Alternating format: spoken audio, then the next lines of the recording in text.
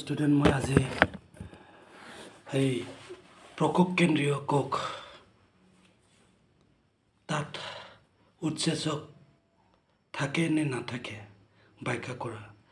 তো পোনপ্ৰথমে আমাৰ প্ৰকোপ কেন্দ্ৰীয় কোষত উৎসেচক থাকে, কিন্তু সংকক কেন্দ্ৰীয় কোষত উৎসেচক নাথাকে।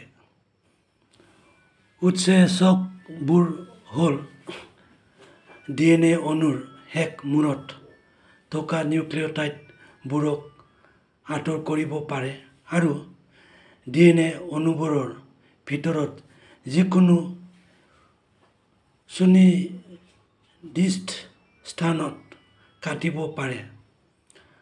আমাৰ সংকক কেন্দ্ৰীয় কোষ হ'ল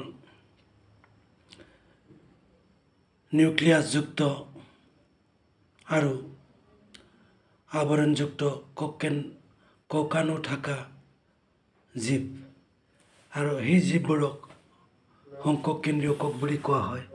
তো এতিয়া আমাৰ কুৱেশ্যনটো আছে, কুৱেশ্যনটো হ'ল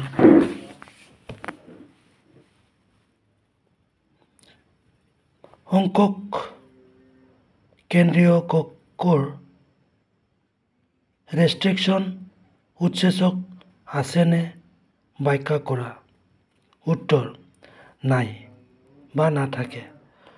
সংকক কেন্দ্ৰীয় কোষত ৰেষ্ট্ৰিকশ্যন উৎসেচক নাথাকে, কিয়নো ৰেষ্ট্ৰিকশ্যন উৎসেচক বিভিন্ন প্ৰকাৰৰ বেক্টেৰিয়াৰ পৰা পৃথক কৰা হৈছে। সংকক কেন্দ্ৰীয় DNA মিথাইলেজ নামৰ এক পৰিৱৰ্তনকাৰী উৎসেচকৰ দ্বাৰা অতিমাত্ৰাই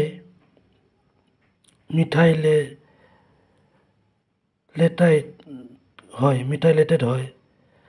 প্ৰকোপ কেন্দ্ৰীয় জীৱ বা বেক্টেৰিয়াত এই উৎসেচকটো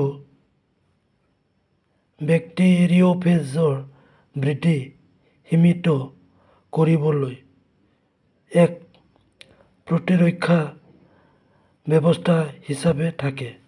এতিয়া এনচাৰটো ধুনীয়াকৈ লিখি লওঁ।